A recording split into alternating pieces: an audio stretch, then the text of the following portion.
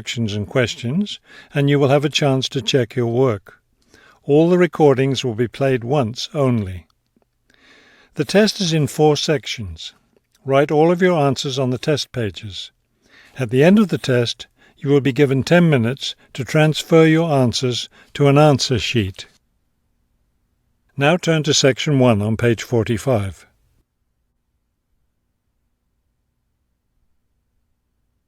Section 1. You will hear a woman asking for information over the phone. First, you have some time to look at questions 1 to 5 on page 45.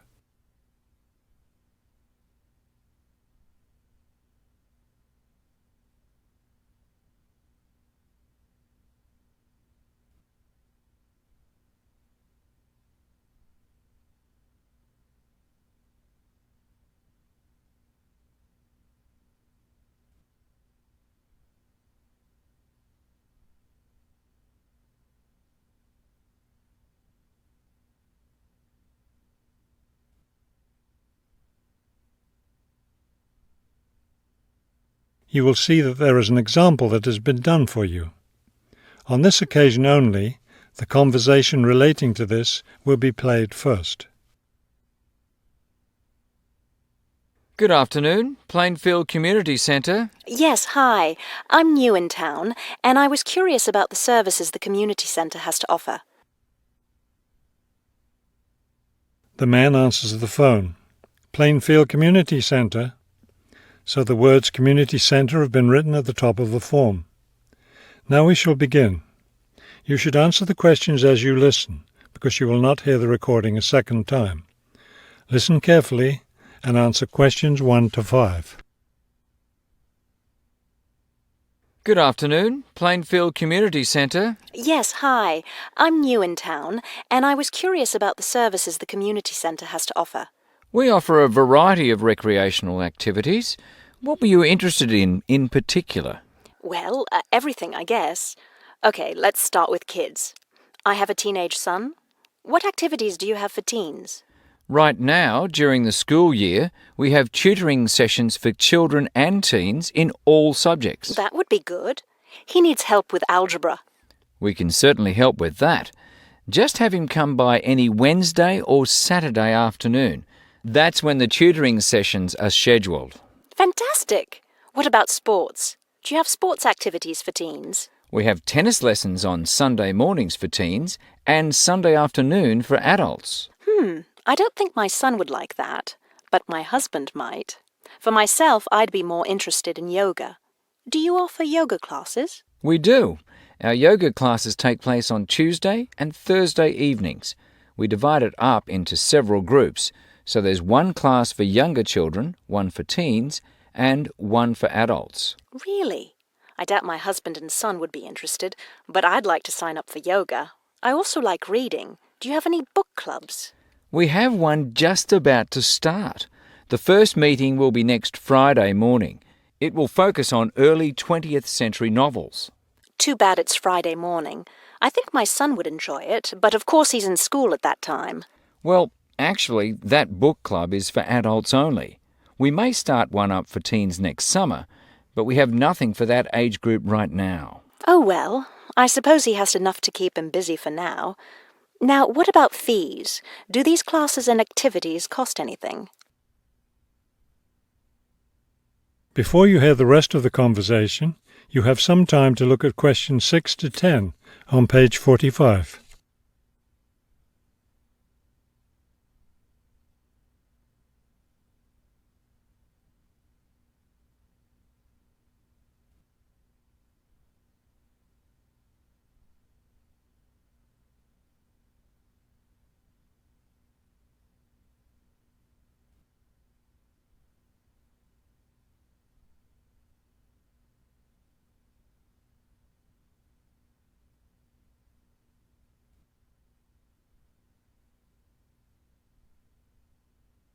Now listen and answer questions 6 to 10. There's a small charge for non-members for each class. However, they're all free to members. Would you be interested in becoming a member? How much does the membership cost? Not much at all. The yearly fee is $75 for individuals and $225 for families. What do I get with the membership? You get free access to all classes and activities, and you can use our facilities like the tennis court, the exercise room, and the meeting room. It's not a bad deal, really. Could you tell me exactly where the centre is located? It's at 107 Elliott Street. Is that Elliot with 2 L's or 1 L? 1 L. E-L-I-O-T. It's right downtown. I think I know where it is. Do you have free parking? Yes, you can park just across the street. There's a garage there. That sounds easy enough. Maybe I'll come in one day next week and sign up for some classes. That would be fine. But don't come on Monday because we're closed that day. We're open Tuesday through Sunday. Oh, thanks for telling me. Maybe I'll stop in on Tuesday then. Can I pay for the classes with a personal cheque? We accept checks and credit cards. Okay, thank you very much. You've been very helpful. That is the end of section 1. You now have half a minute to check your answers.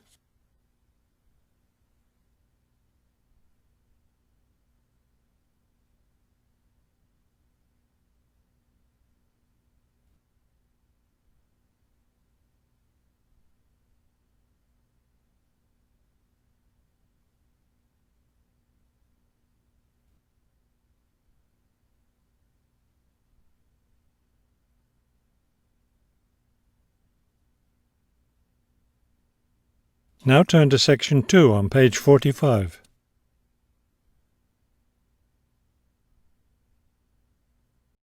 Section 2. You will hear a hike leader giving information about an upcoming hiking trip. First, you have some time to look at questions 11 to 15 on page 45.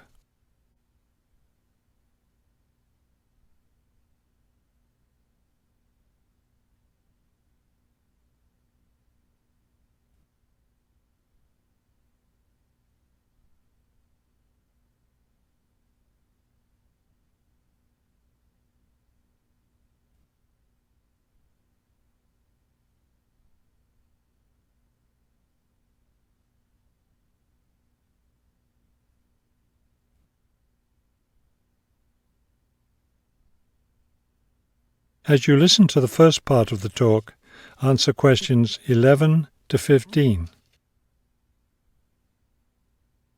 Good evening, everyone. As you know, this is our last meeting before we set off on our annual week-long hiking trip. So tonight I'll be telling you everything you'll need to know to be ready for the trip. Let's talk about equipment first. Having the right equipment is essential for your comfort and safety. First, you'll need a warm and comfortable sleeping bag. However, you won't need to worry about carrying a tent, since we'll be sleeping in shelters along the way. Also, part of the fee you've paid for the trip goes toward food, so you won't need to put that on your packing list either. We found, though, that it's more efficient for each person to bring his or her own dishes, so be sure to pack a plastic bowl, a cup, and a fork, knife, and spoon. That's all you'll need in the way of dishes. Perhaps the most important item to put on your list is a comfortable pair of hiking boots. Nothing ruins a hike more than getting blisters and sores from ill-fitting boots. So make sure your boots fit you right. Shoes and sneakers aren't adequate for the type of hiking we'll be doing. Of course, a backpack is necessary for carrying your equipment. Make sure you have one that's lightweight and comfortable to carry. Walking poles have become popular among hikers recently, but we don't recommend them. They can get in the way when too many hikers are using them at once, and some serious injuries have been caused. So it's best to leave those at home. Let's see. What else? Oh, yes. Some people have asked me about trail maps. They're available, but you really don't need them, as your hike leaders have scouted out the trail and will be guiding you along the way. And don't forget to bring a warm jacket. You may think you won't need one in this warm summer weather, but remember that evenings in the mountains can get quite cold. Is there anything else I need to tell you? Oh, yes, your guides will each be carrying a first aid kit, so that's one less thing for you to pack yourself. Remember, you'll be carrying your backpack all day, so keep your load light and don't overpack. Before you hear the rest of the talk, you have some time to look at questions 16 to 20 on page 46.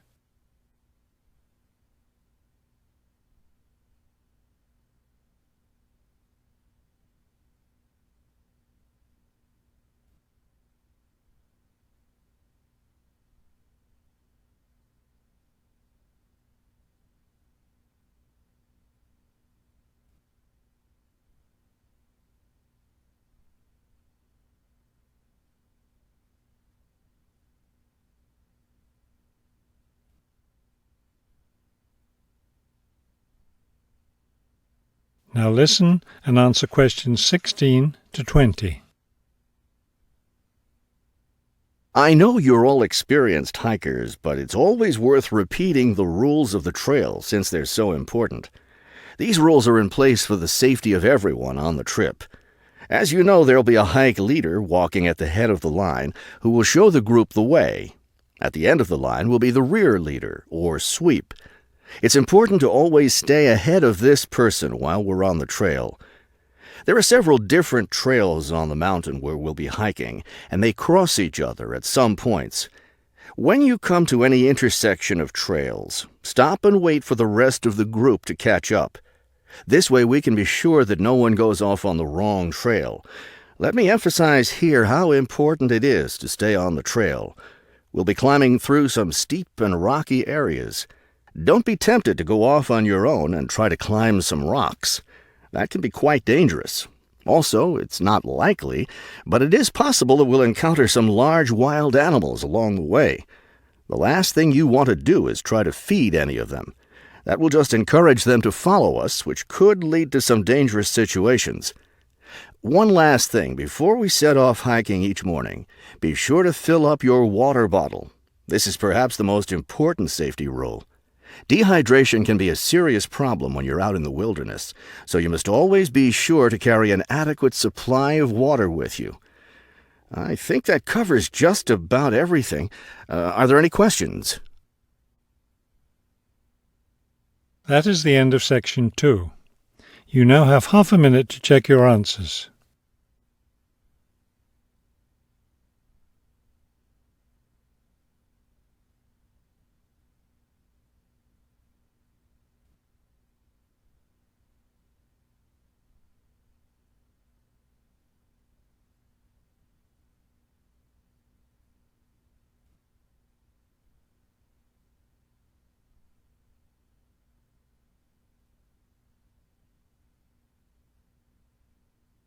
Now turn to section 3 on page 46.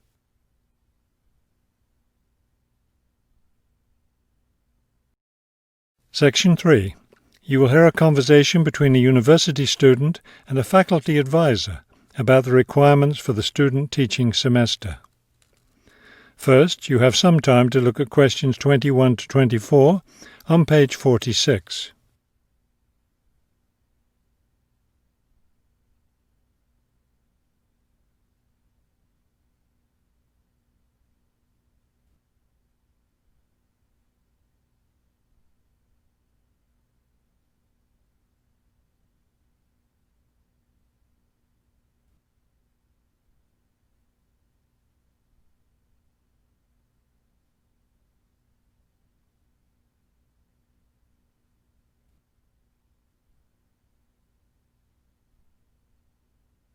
As you listen to the first part of the conversation, answer questions 21 to 24. I'd like to go over with you today some of the requirements for your student teaching, which you'll be undertaking next semester. I'm really looking forward to working in a real classroom and teaching children, but I'm nervous about it too. One of my roles is to provide you with whatever support you may require. One thing that helps me do that is to know what you're doing in the classroom, so I require all my students to keep a journal about their teaching experience. That sounds like a lot of work. Will I have to write in it every day? Yes, if you can.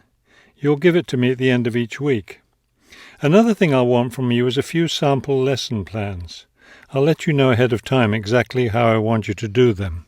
Several of us from the university will be student teaching at the same school. Are we supposed to get together regularly to discuss our work? I'll meet with each student teacher individually, but you aren't required to meet with each other. Of course, you can talk together as much as you want. You will, however, have to observe some of the other teachers in the school, besides the teacher you'll be working with. Then will I get an evaluation from my supervising teacher at the end of the semester? Actually, no. I'll do your evaluation, and I'll base it on several things. One is your required portfolio, which should contain samples of your class activities and your students' work. Another important thing is your term paper. Then there won't be a final exam? No, we don't feel that's necessary for student teaching. Before you hear the rest of the conversation, you have some time to look at questions 25 to 30 on page 46.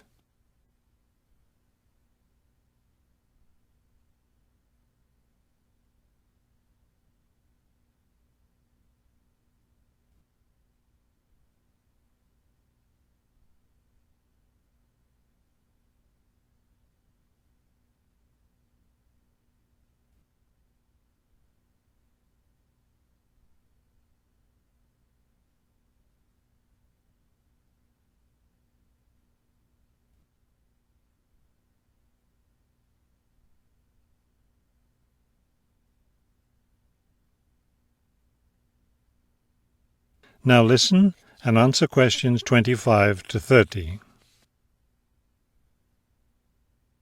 I know I have to get an agreement form signed. Since you're my advisor, are you the one to do that? No, that form is for your supervising teacher to sign, to document that he or she agrees to have you in the classroom as a student teacher. Oh, I see. I'm concerned about the term paper I'll have to do and the evaluation process. I'm not sure I understand what I'm supposed to do. Regarding the term paper, the first thing is to choose a topic. It should be related to your teaching work.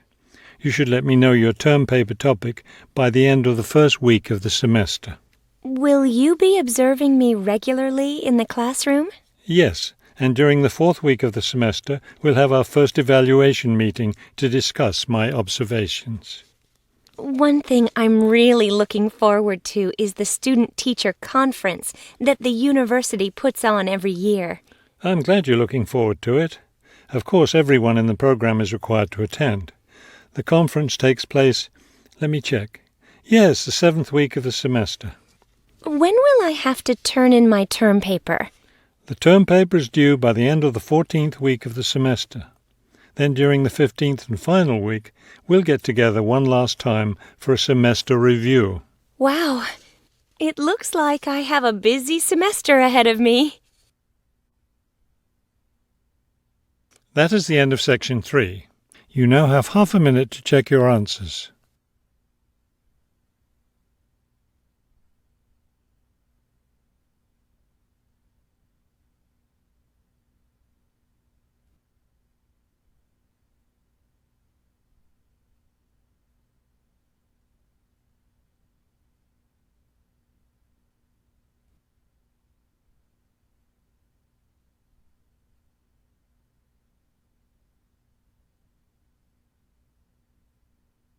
Now turn to section 4 on page 47.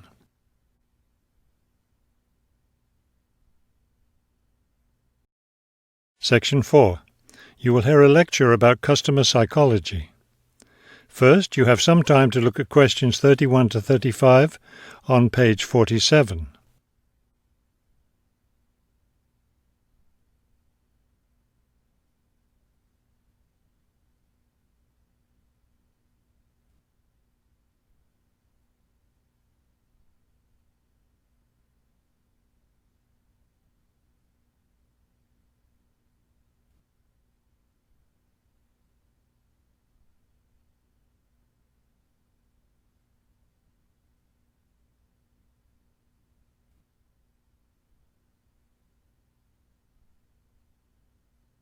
Now listen carefully and answer questions 31 to 35.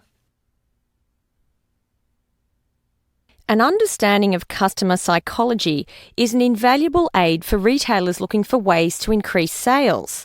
Much can be done to the store environment to encourage shoppers to linger longer and spend more money.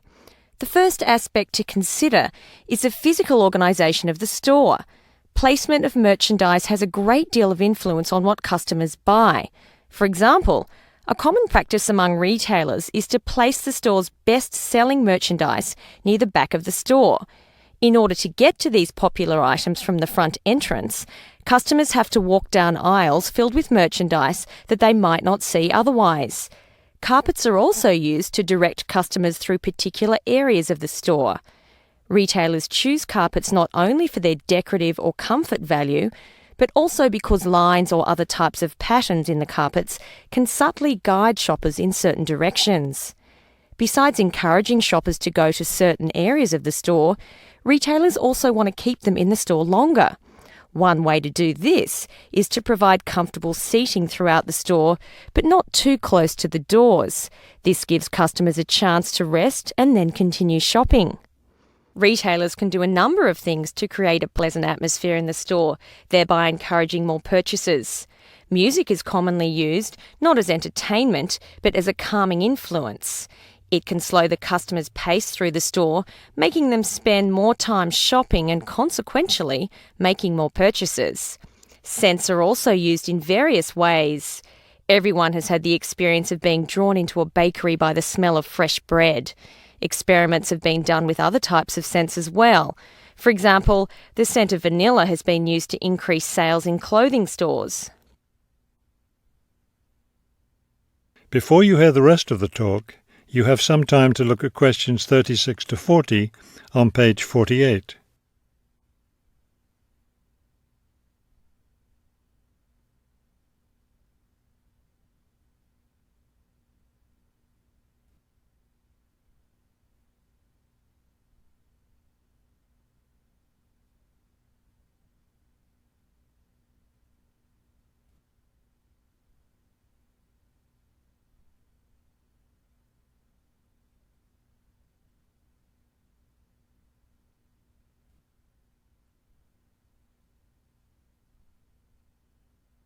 Now listen carefully and answer questions 36 to 40. Use of colour is another important aspect of store environment. Certain colours can affect behaviour as well as mood. Light purple, for example, has been found to have an interesting effect on customer behaviour. People shopping in an environment where light purple is the predominating colour seem to spend money more than shoppers in other environments. Orange is a colour that's often used in fast food restaurants. It encourages customers to leave faster, making room for the next group of diners. Blue, on the other hand, is a calming colour. It gives customers a sense of security, so it's a good colour for any business to use. In addition to using colour to create mood and affect customer behaviour, colour can also be used to attract certain kinds of customers to a business. Stores that cater to a younger clientele should use bold, bright colours, which tend to be attractive to younger people. Stores that are interested in attracting an older clientele will have more success with soft, subtle colours, as older people find these colours more appealing. That is the end of section 4. You now have half a minute to check your answers.